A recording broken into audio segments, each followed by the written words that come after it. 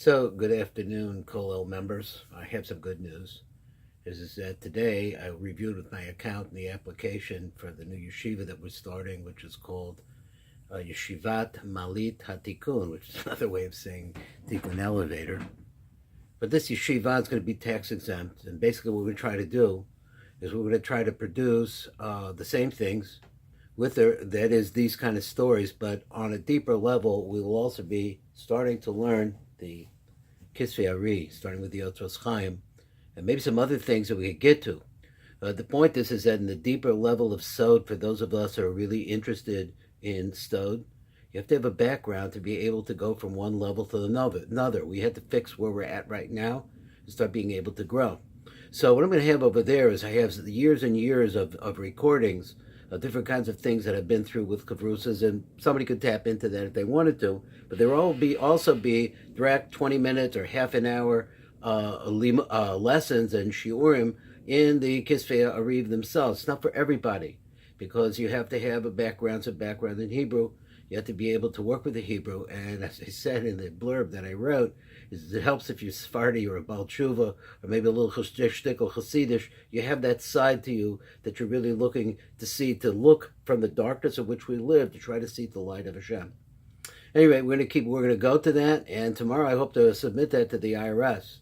One of the things that I want to do is that as we build and we try to get more and more people that are understanding some of the language of the Ari and what he's actually capable of teaching us, that some of the books that have been along the way, some great things, are not used a lot because there's not a lot of people to use them, especially in the United States, and we want to build that up. So one of the main things that we want to do with the yeshiva is it's an online yeshiva. It's not going to have a place. We're not going to have binyanim. We're not going to have shiurim that people will come to. It's all going to be online. But as far as donations to the yeshiva are concerned, those are really going to be going to building up the supply of books, different kinds of books. For example, the Eitz Chaim, there is an Eitz Chaim which is has a pirush on it from what they call the Yehuda Pataya, who is a great makubal who died in the 50s. This has gone out of print a little bit. I mean, it's still around because it's such a tremendous pirush on the Eitz Chaim. Eitz Chaim is really hard to get into if you don't have somebody to tell you. At the beginning, we have a lot of good pirushim on the Otros Chaim, so those are things that are coming around now, and they're really great. But we'd also like to be able to make sure that they stay alive because we need them in order to be able to understand and get closer to Hashem to the Rav. The Ariya Kodesh. So anyway, let's go back to the story from Rabbi Nachman. The story itself, a little crazy story, like all these stories. There's so many crazy stories, but when you get into the detail of the story, you really need to mind the depth of Rabbeinu HaKodesh. You really need to have a background in the Ari to have some idea what's going on. That's where we're going to go. So anyway, Achar Kach, the story goes like this. So this lady who was the daughter, I don't remember if she's the daughter of the king or the emperor. I think it's the emperor's daughter. Anyway, she's out there and she got separated and lost, and now she's in the company of the merchant's son. So exactly what's going to happen? He has her on his ship. So the story goes like this: she hiskila the scarf lebesa. So then the ship started coming close to the place where his house was. Amalo, so she turned and she said to him like this: that it's good. Okay, so I'm going to go to your house. It's a good idea. You go. You tell your father, all your relatives, call me Yudav, all the people who know you, shakulim yal to the cross, so they should all come out to greet me. Because now that you know how talented I am and how much I have to offer, so the real kiyus that is inside of me, that I have to give to this to give. So he says, then they'll be able to see who I am. And then after that, she'll really tell him who she is and how she got to be like this, because how she is so great. Because up until this time, she really didn't tell him who she was. She just showed him who she was. Az yada mihi, then they will know who I am. V'hiski mima, so he agreed with her. Amalo, so she said to him, Gama Yoshe ba'asher sha'ata moilech isha kazil. So now it's really right.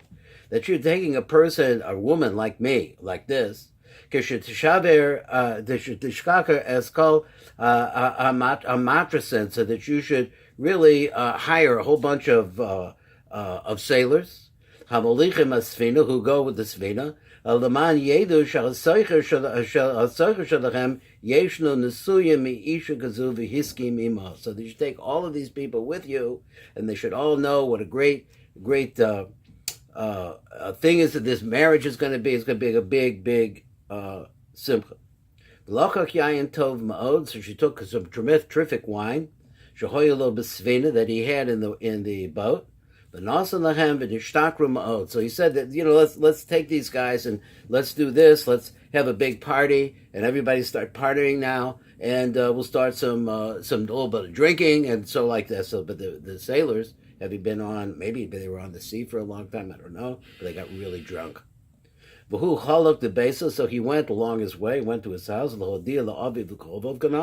and he said all of his family, he said all of them, matrasim, nishtakru, but the sailors, they got smashed. They were really drunk.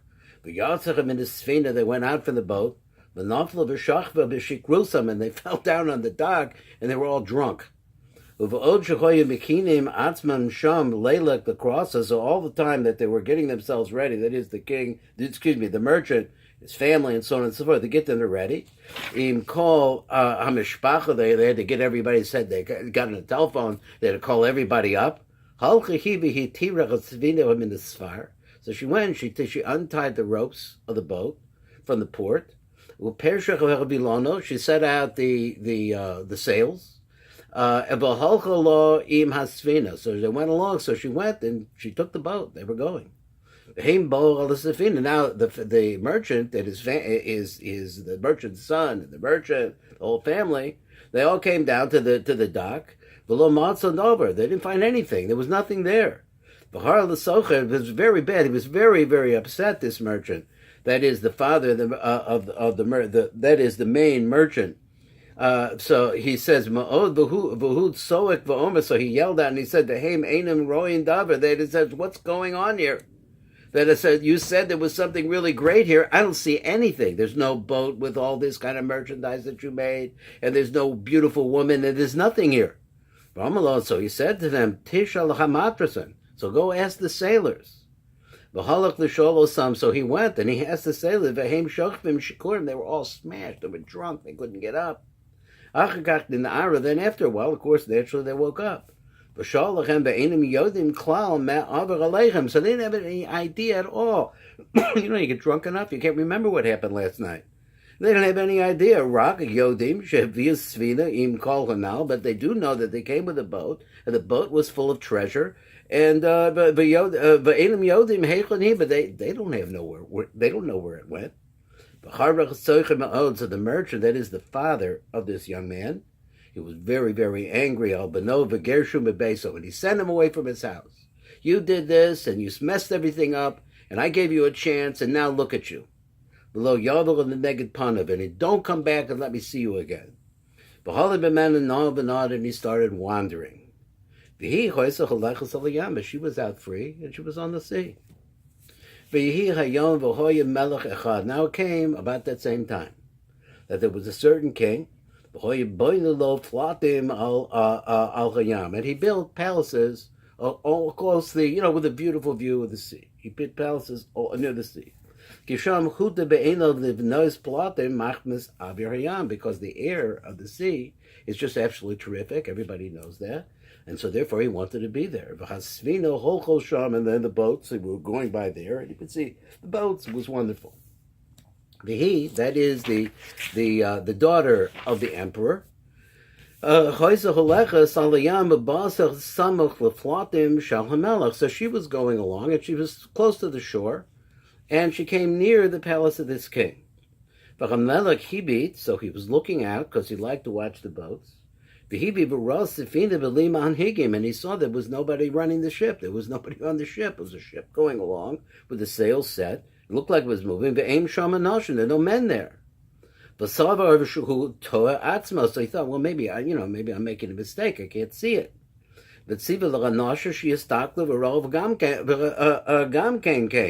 So he talked, all the men that were around him. He says, look out there, see what you see. You see somebody on that boat? And they all said, no. Now she started to get closer and closer to the palaces.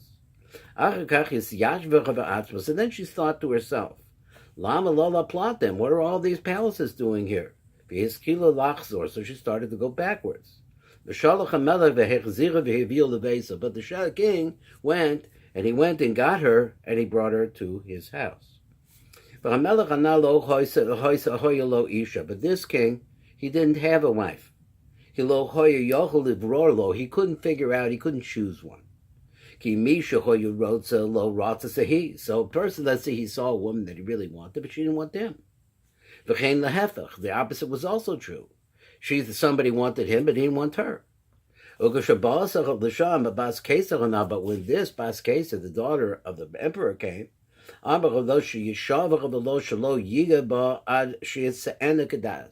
he really liked her. She seemed to like him, and he proposed to her, and she said, "No, yeah, okay, you want to get married, but we got to do it the right way. It's got to be done legally and properly, and so he said, well, you know what?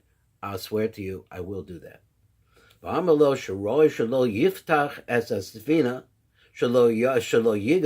he said, look, don't go into the boat. Don't open up the boat. Don't go into the treasures that I have in the boat, or the store places in the boat. But the boat should stay there on the ocean until there's going to be a wedding ceremony. Then you'll be able to see everything that I have. It'll all be yours. As riboy so you're going to see the tremendous amount of merchandise that I have is like a dowry that I'm going to bring with me, and you'll see all the things. Because you don't want people, I translate it wrong. It says Labal Yomro, so nobody should say that you got just a common woman for the marketplace. That you should know that I really am a person of substance. And she was so beautiful, and all the things that she promised. And so he promised to her. He would have a proper wedding. So now he's a king. So he went and he sent out invitations to all the great noblemen of all the different countries. And he built palaces just for her. So he said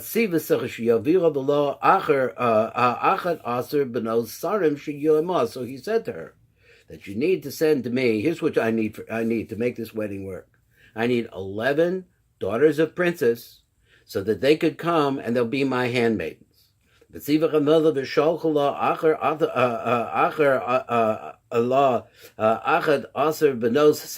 he went and he sent to her 11 daughters of princes, great princes. And each one he built a palace for each one of them. And he built a special palace just for her. And so they all gathered around her. And they knew how to play. They were educated girls, and they knew how to play musical instruments. And they had a great party together with her. They were made a tremendous simcha along with her. So one time she said to them, that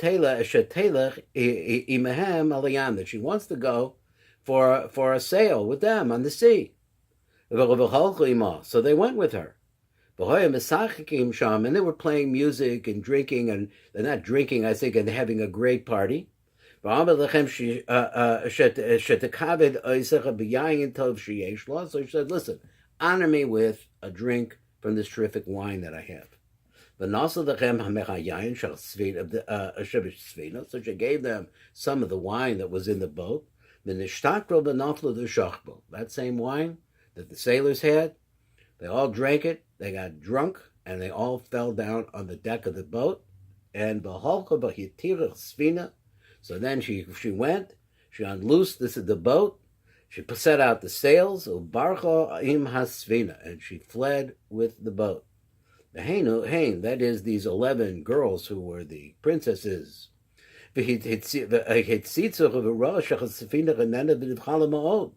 So So the Haim, that is, I don't know who the Haim is. Let's see. They looked out and they saw that they could see that there was no boat there.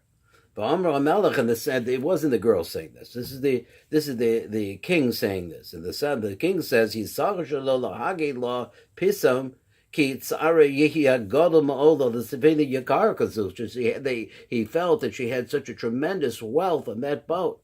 He looked out from his palace and he saw there's no boat there anymore. He said, listen, be very careful. Don't tell my fiance that the boat is gone. I don't want her to know yet. She's going to be extremely upset that she lost all of her treasure. Gam ulai tizbor shalamelech nasan le'echad as sefina rak yishluchu asrara achas mechabeno sarim anal lahagi lo b'chochma. So he says, look, so the sefina is not here. So have one of my people come and tell her that, not directly, but in some way, let her know that they can't find the boat. So he went to the one room where some of the princesses were. But he didn't find anybody there. Then he went to a second one. Until he went to all the 11 different palaces, he said before, but now he says the different chambers where these girls were supposed to be. He didn't find anybody. So now, this terrible thing that the boat is gone, and not only that, but her handmaidens are gone. So he said, let's get some wise old woman to go talk to her and tell her about how all these things have gone bad. They went to her palace, they went to her room, her chamber, and they didn't find anybody there. So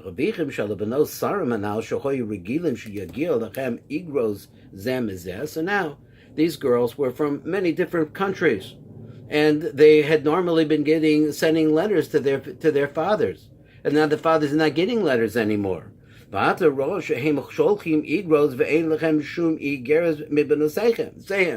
were sending letters to their daughters, but they weren't getting anything back. So the Sarim, so what happened is that all of these princes, all of the noblemen, the nobility, that's the right word, and they went by themselves, each one individually, they went to the palace of the king. But they didn't find their daughters. There was no communication. The daughters were gone. So they got completely, terribly upset. And they said, we're going to send this king away. We're going to get rid of him. Because they were the noble nobility of this kingdom. So the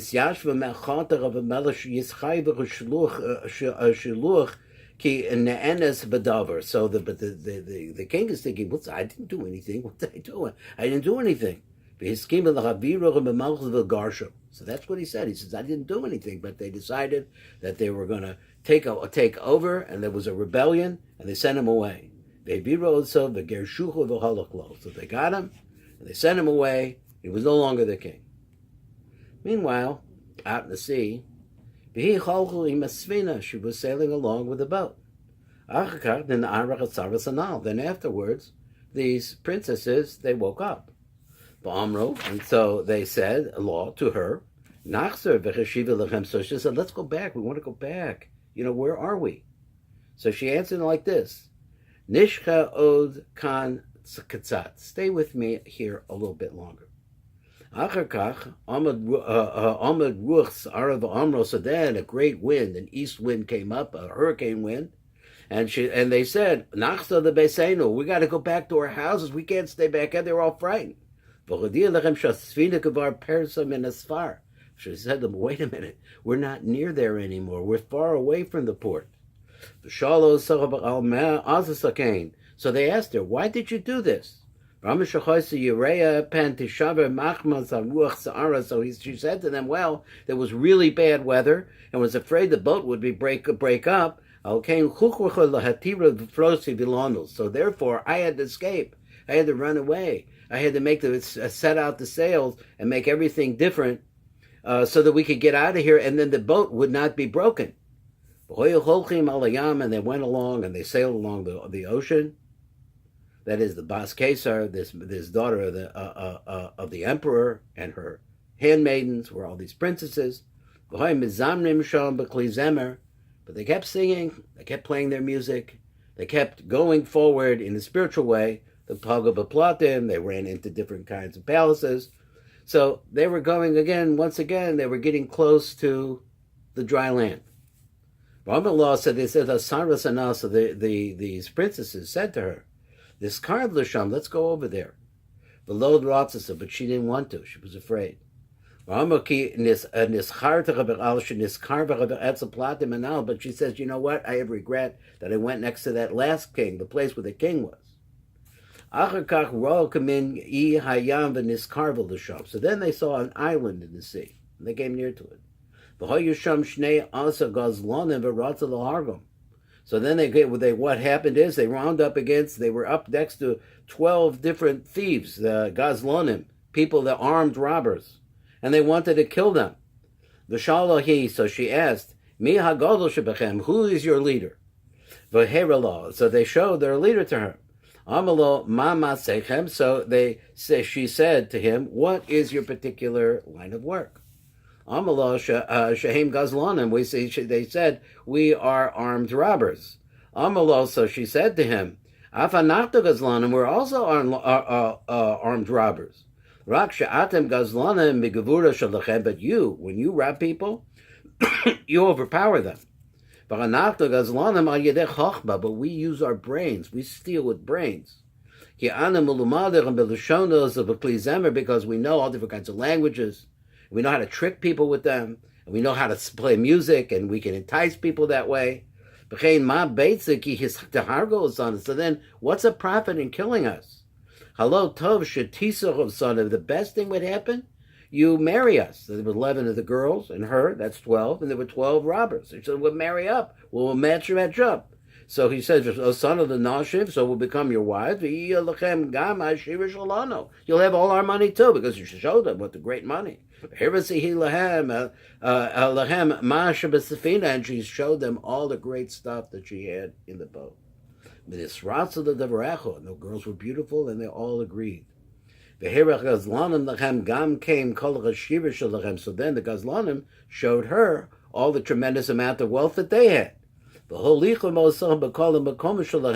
they took her to all the different places that they had their money hidden. So that they said, look, we don't want to all get married at one time. We want to have a wedding for this one, a wedding for them, and 12 weddings. That's what we're going to have. So he says, Gam, so let's see where we're going. So everybody should get a prince that is the fitting for her. Godlos, in other words, the greatest of them will marry her, and then down the line, and like that. Okay, that's the story up to this time. What is the lesson?